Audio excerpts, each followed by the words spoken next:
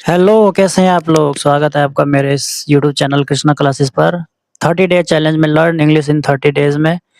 चलिए शुरू करते हैं, आज हमारा डे 1 का क्लास है। 30 दिन के अंदर हम आपको जो है फ्लुएंटली इंग्लिश बोलना सिखा देंगे। 30 डे चैलेंज है ये। 30 डे में आज ये फर्स्ट दिन है, डे फर्स्ट है ये आज।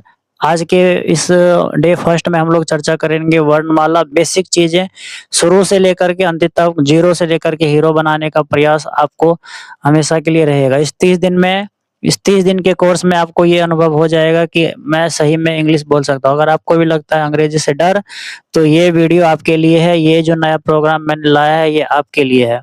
तो चलिए शुरू करते हैं 30 डे चैलेंज में। आज इसका पहला दिन है, तो जुड़े रहिए वीडियो के अंत तक ताकि आप भी इंग्लिश को अच्छी तरीके से जान पाएँ। तो चलिए अगले स्लाइड्स पर हम लोग चलते हैं। ये 30 दिन का वीडियो होगा, डे फर्स्ट है आज। देखिए, हम सबसे पहले जो इंग्लिश है उसको हम लोग जानेंगे। जो अब अल्फ़ाबेट्स होते हैं उसको क्या-क्या होते हैं। ए, बी, सी, डी, ई, एफ, ये तो आपको पता ही है। जो पूरे जेड तक होते हैं, ए से लेकर के जेड तक, इसमें टोटल कितने वर्ड्स होते हैं? 26 वर्ड्स होते हैं। इसमें अगर हम लोग बात करेंगे वोवेल्स कितने होते हैं और कॉन्सोनेंट कितने होते हैं, तो ये 5 होते हैं। कौन-कौन से होते हैं, हम ये भी अभी चर्चा करने वाले। तो इसमें जो ये आप देख रहे हैं, ए, ई, आई, ओ और यू, ये 5 ही स्वर होते हैं। इन पाँचों स्वर क्या होते हैं? स्वर वो होते हैं जो किसी भी शब्द को बनाने के लिए मदद करते हैं ना। तो ये ए, ई, आई, ओ, यू जो है ना, ए, ई, आई, ओ, यू, ये आपको क्या करेंगे? ए, ई, आई, ओ, यू, ये आपको किसी भी शब्द को बनाने के लिए ये मदद करेंगे स्वर। स्वरों का ही निर्माण हम लोग सबसे पहले समझेंगे कि सबसे पहले शब्द कैसे बनता है। एक शब्द का फॉर्मेशन कैसे होता है, इसके बारे में अगर हम लोग जान लेंगे तो धीरे-धीरे हम लोग सेंटेंस भी बना लेंगे। तो हम आज के इस वीडियो में शब्दों को ही जानेंगे, शब्द कैसे बनते हैं, और फिर उसके बाद अगली वीडियो में छोटे-छोटे सेंटेंस बनाएँगे और 30 दिन के अंदर में हम आपको जो है अच्छी तरीके से इंग्लिश बोलना सिखा देंगे। अच्छा, यहाँ पर देखिए ये अल्फ़ाबेट जो था, हम ए, बी जो आपका होता है, इसको उच्चारण करने के लिए क्या इसको बोला जाता है? इसका उच्चारण, प्रोनाउंसिएशन का मतलब होता है उच्चारण, कि इसको उच्चारण कैसे करना है। जब तक आप इंग्लिश का उच्चारण सही से नहीं करेंगे, इंग्लिश आपको समझ में नहीं आएगा। तो प्रोनाउंसिएशन शुड बी करेक्ट, ये बोला जाता है। कभी भी अगर आप इंग्लिश पढ़ेंगे तो प्रोनाउंसिएशन आपका अच्छा होना चाहिए। तो देखिए यहाँ पर जो ये ए है, इसको ए पढ़ेंगे, जो बी है इसको बी पढ़ेंगे, सी को शी, डी को D, E, A, F, F, G, H, H, I, J, K, L, M, और आगे चलिए बढ़ते हैं। N, O, P, Q, R, S, T, U, V, W, X, Y, Z. इसमें आपको बहुत लैंग्वेजेस मिलेंगी, यानी कि आपको मैं बाय लैंग्वेज जो है ये 30 डे चैलेंज करवाने वाला हूँ, यानी कि इंग्लिश में भी और हिंदी में भी, दोनों जो है आपको यहाँ पर मिलने वाला है। तो हम लोग हिंदी से ही देखेंगे कि हिंदी से इंग्लिश कैसे बोलना है, और फिर एक दिन ऐसा होगा कि आप सिर्फ़ और सिर्फ़ 30वां दिन अगर आपको हिंदी करने की ज़रूरत नहीं पड़ेगी, सिर्फ़ और सिर्फ़ आप इंग्लिश में ही बातें करने लग जाएँगे। ये हिंदी के जो वर्णमाला होते हैं, इसको इंग्लिश में क्या लिखा जाता है या फिर क्या बोलते हैं, इस तरीके से हम लोग इसको देख लें। जैसे एक अ के लिए ए लिखा जाता है, आ के लिए डबल ए, ई के लिए ई, आई, और बड़ी ई के लिए डबल ई। कहने का मतलब है, जब आपको ये शब्द पता है कि ए के लिए ए का मतलब अ होता है, जैसे आपको कमल लिखना है, कमल को इंग्लिश में लिखना है, तो कमल के लिए क्या लिखेंगे? के, ए हो गया क, म के लिए एम, और एल के लिए ल। तो ये आपका क, म, कमल, ये आपने कैसे बनाया? आपको पता है कि क के लिए क्या लिखा जाता है? के, इसीलिए आपने ये बना दिया। तो इसी तरीके से जो ये हमारे पास स्वर है, स्वरों को इंग्लिश में क्या बोला जाता है? अगर हमें ये चीज़ पता चल जाएगा तो कोई भी शब्द बनाने में आसानी रहेगा। ए को ई लिखा जाता है, बड़ी ए से एड़ी को ए आई लिखा जाता है, ओ को ओ लिखा जाता है, औ को ए यू लिखा जाता है, अंग को ए एम और अंग को ए अह लिखा जाता है। इस तरीके से जब शब्दों का निर्माण अगर हम सीख जाएँगे तो उसके बाद हमें जो है कोई भी इंग्लिश का ट्रांसलेशन करने में बिल्कुल ही आसानी होगा। उसके बाद देखिए वो तो स्वर थे, ये व्यंजन है, कुछ व्यंजनों का भी हम लोग क्या करेंगे इंग्लिश देख लेंगे। जैसे के ए से क्या होता है क, के एच ए से ख, इसी तरीके से जी ए से ग, जी एच ए से घ और एन जी ए से अंग। हाँ, उसी तरीके से सी एच ए से च, C H double H A से छ, जे ए से झ और जे एच ए से झ, एन वाई से न्य।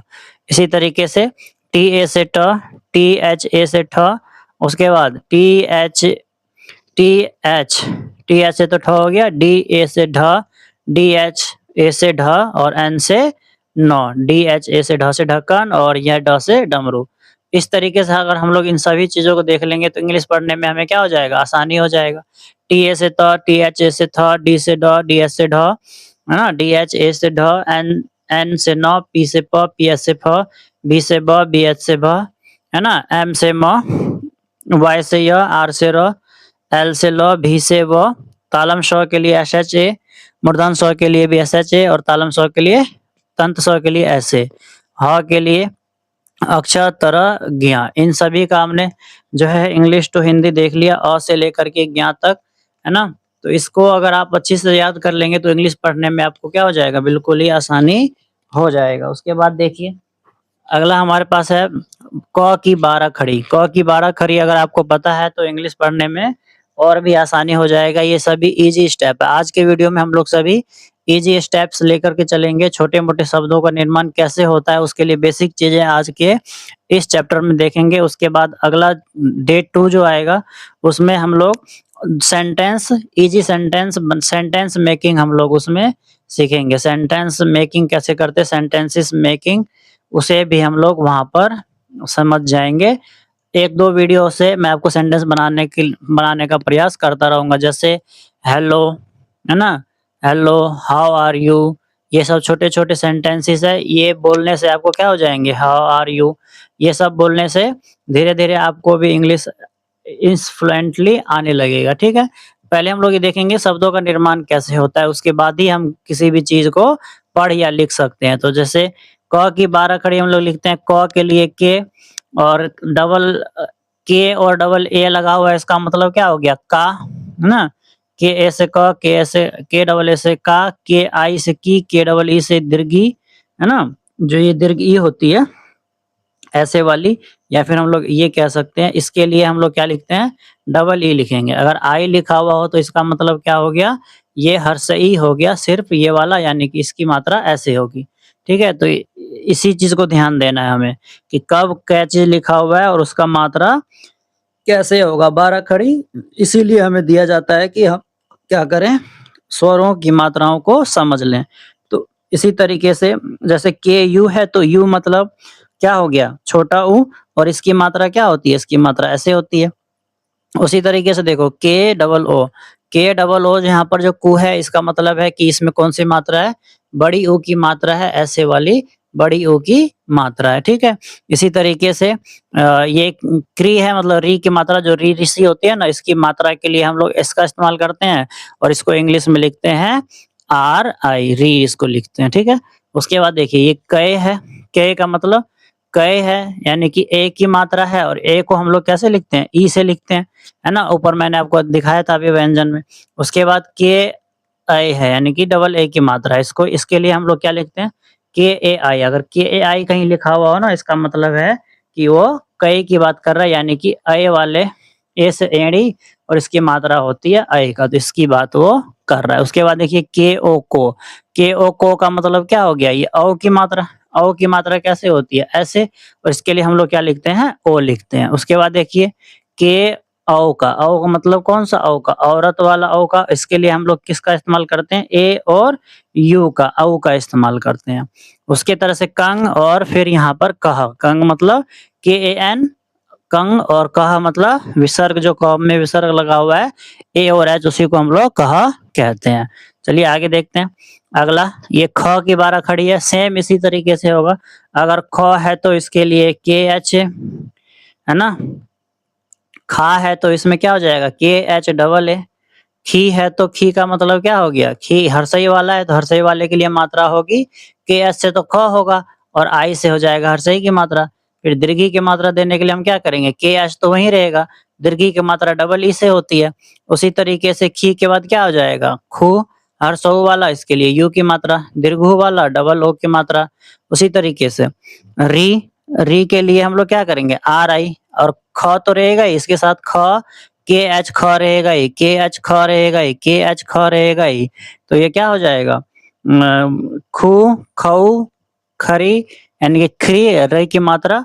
और उसके बाद अगर खे की बात करेंगे तो खे के लिए कौन सा मात्रा, ई होता है। उसके बाद खे की बात करेंगे तो खे के लिए कौन सा मात्रा होता है, ए आई, है ना। इसी तरीके से और भी देखो, जैसे कि खो है तो ओ की मात्रा, यानी कि इसके लिए ओ लगाएंगे।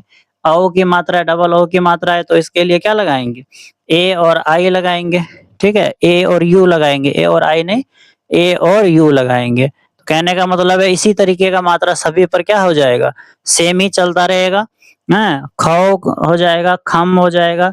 खम, इसको कई बार खम या फिर खन भी बोल जाता है, तो उसमें पढ़ते वक्त हम सेंटेंस में देखेंगे कि इसको क्या बोला गया है, खम या बोला गया है या खन बोला गया, के ए एन बोला गया है। तो वो जब मात्रा हम लोग सेंटेंस में देखेंगे तब पता चल जाएगा। इसी तरीके से गौ का है, गौ का है तो ए, फिर आ आएगा तो डबल ए, फिर हर्षई आएगा तो आई, डबल दीर्घी आएगा तो डबल ई, गु आएगा छोटी ऊ तो यू, बड़ी ऊ आएगा तो डबल ओ, री आएगा तो आर आई।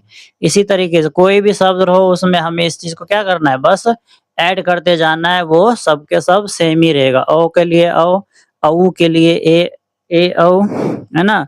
गम के लिए ए एन या फिर ए एम रहेगा, और गह के लिए ए एच। इस तरीके से सभी की मात्रा ऐसे ही होती है। घ की देख लो, घा के देख लो, घी के देख लो, ये वाले घी देख लो, घू, घऊ, घ्रेंग, घे, घई, घो, घऊ, घंग, गह। इसको क्या करना है, अच्छी तरीके से रिवीजन कर लेना, है ना। रिवीजन नहीं है, इसको सिर्फ और सिर्फ पढ़ना है, मेमोराइज नहीं, मैं आपको रिवीजन करने के लिए कह रहा हूँ। रिवीजन करना और याद करना ये दोनों अलग-अलग चीजें हैं। कोई भी चीज़ हमें याद नहीं करनी, रट्टा नहीं लगाना है ना, रट्टाफिकेशन नहीं करना है। हम इसको क्या करेंगे, सिंपली वे में सीखेंगे, क्योंकि अगर रट्टा ही करना हो तो भाई हम इंग्लिश रट्टा करके तो कोई भी सीख लेगा, लेकिन हमें क्या करना है, बिल्कुल ईज़ी वे में समझ के कॉन्सेप्ट के साथ हम इस वीडियो में आगे बढ़ेंगे, और 30 दिन में आपको जो है बिल्कुल फ्लुएंटली इंग्लिश बोलना, चैलेंज के साथ मैं कह रहा हूँ। अगर आपने 30 दिन का अगर ये वीडियो कोर्स कर लिया तो आप जो है अच्छी तरीके से नॉर्मल बोलचाल की भाषा, डेली लाइफ की जो यूज वर्ड होते हैं, डेली यूज वर्ड को आप इसे आसानी से बोल पाएंगे। ठीक है, तो 30 दिन के लिए ये समझ लीजिएगा, अगर आपको इंग्लिश सीखना है तो 30 दिन का ये 30 वीडियो अगर आपने देख लिया तो आपके जीवन का इंग्लिश सबसे आसान हो जाएगा। ठीक है, अब अगर आप किसी से बात भी करेंगे तो आप उससे इंग्लिश में अगर बात करेंगे तो इम्प्रेशन अच्छा पड़ेगा। तो अगर आप गए सीधा उससे आपने इंग्लिश में बोला, हेलो भाई क्या हाल है, how are you, how am you fine, are you not, why you come to here, ऐसे अगर आपने किसी को बोला, इसका मतलब है कि आपका इंप्रेशन अच्छा पड़ेगा। अगर आप कहीं पे गए, अगर वहाँ पर आपका इंप्रेशन अच्छा पड़ गया तो उसे ही बोला जाएगा first impression is the last impression, है ना। जो पहला इंप्रेशन होता है वही लास्ट इंप्रेशन होता है। तो सबसे पहला इंप्रेशन आपका अगर इंग्लिश के फ्लुएंट से बन गया तो हर समय आपकी जो है वाहवाही होती रहेगी। तो चलिए आगे देखते हैं। यहाँ पर हमारे पास ज के लिए, इसके लिए भी ए, जा के लिए डबल ए, और जी के लिए आई, हर्षई के लिए, दीर्घई के लिए डबल ई, हर्षऊ के लिए यू, दीर्घऊ के लिए डबल ओ, री के लिए आर आई, जे के लिए जे, और जई के लिए ए आई, ओ के लिए O, A U, J U M, J A M या फिर ए एन, ये दोनों में से कोई भी हो सकता है। इसी तरीके से जो है बहुत सारे शब्द हमारे पास पूरे 12 खड़ी है। इस लिस्ट को देख लेना, वीडियो को रोक करके स्क्रीनशॉट ले लेना, ताकि आपको ये सभी चीजें क्या हो जाए, अच्छी तरीके से रिवीजन हो जाए। अगर आपको बोलेंगे ट लिखने के लिए, तो अगर आपको मान लो ट का शब्द आपको बोलना है तो आप इंग्लिश में ट थोड़ी बोलेंगे, इंग्लिश में तो आपको टी ए बोलना पड़ेगा ना। टेक बोलेंगे, आपको लिखो टेक क्या होता है, टेक के लिए इंग्लिश लिखो तो क्या करोगे, टे ए का देखो कहाँ पर है, टेक, टे ए का यहाँ पर है, टेक, है ना। ये वाला टेक नहीं होगा, ये वाला होगा एक मात्रा वाला। तो टेक यहाँ पर देखेंगे टी ए है ना, तो यहाँ पर टी ए लिखेंगे। और क के लिए क्या होता है, क के लिए टेक, है ना? तो इस तरीके से आपको बोलेंगे टेक लिखने के लिए, जब आपको पता रहेगा ट को क्या बोलते हैं तभी तो आप लिख पाएँगे, नहीं तो वैसे नहीं लिखा जाएगा। इसी तरीके से ये इम्पोर्टेंट्स होते हैं 12 खड़ी आपको याद करने, जिससे कि क्या हो जाए इंग्लिश पढ़ने में आसानी हो जाए, ठीक है? इस सभी का स्क्रीनशॉट ले लेना है, नहीं तो आपको मैं पीडीएफ भी दे दूँगा डिस्क्रिप्शन में। डिस्क्रिप्शन में अगर आपको पीडीएफ लेना है तो वहाँ पर कमेंट कर दें ऑफ पीडीएफ ऑफ अल्फाबेट, तो मैं आपको जो है इसका पीडीएफ भी दे दूँगा, ठीक है? चलिए आगे देखते हैं, 9 की 12 खड़ी है यहाँ पर और आगे देख लेते हैं, त की 12 खड़ी है, ठीक है? थ की 12 खड़ी है, आगे देखिए द की 12 खड़ी है, फिर ध की 12 खड़ी है यहाँ पर। इसी तरीके से और भी होगा प, फ, ब, भ, म तक है। देखिए अब यहाँ पर जो ये म की 12 खड़ी है इसको हम लोग देख लेते हैं, ये लास्ट है। उसके बाद अगर आपको ये चीज़ समझ में आ गया 12 खड़ी कैसे लिखते हैं, AAI, तो आपको इंग्लिश पढ़ने में क्या हो जाएगा आसानी होगा। जैसे अगर आपको लिखना है कि मैं कल स्कूल जाऊँगा, तो मैं कल स्कूल जाऊँगा तो आप क्या लिखेंगे, मैं KAL कल, स्कूल SCHH स्कूल जाऊँगा, JAOUNGA जाऊँगा। तो आपने ये कैसे लिख लिया? ये लिखना उतना उतना मुश्किल नहीं है। जब आपको ये पता रहेगा कि 12 खड़ी के लिए हम लोग किस चीज़ के लिए क्या लिखते हैं, कि ज के लिए हम लोग J लिखते हैं, तो उसके लिए फिर आपको ये आसानी हो जाएगा। तो इस वीडियो में हमारा मेन मोटिव यही है कि आपको सभी वर्णों का ज्ञान हो जाए, उनकी मात्राओं का ज्ञान हो जाए। तो बेसिक चीज़ें हैं ये चीज़ सभी को क्या होना चाहिए, पता होनी चाहिए। कल जो है हम लोग अगला डे 2 का जो हमारा क्लास रहेगा, डे 2 के क्लास में हम लोग देखेंगे कि छोटे-छोटे सेंटेंसेस कैसे बनाने हैं। स्मॉल सेंटेंस कैसे मेक करना है, इसके बारे में हम लोग बनाएँगे। कैसे उसको बोलना है किसी के साथ, कैसे उसका कन्वर्सेशन करना है, ये हम लोग जो है अगले डे 2 के क्लास में हम लोग उसको जानेंगे। बातचीत करने का तरीका, बातचीत कैसे करते हैं, बातचीत करने खुद को कैसे इंट्रोड्यूस कैसे करते हैं, इन सभी चीज़ों को हम लोग जो है अगले वीडियो में जानेंगे। तो अगर वीडियो पसंद आई हो तो वीडियो को लाइक कर दें, चैनल को सब्सक्राइब कर लें ताकि आने वाले सभी वीडियो आप तक पहुँचते रहें।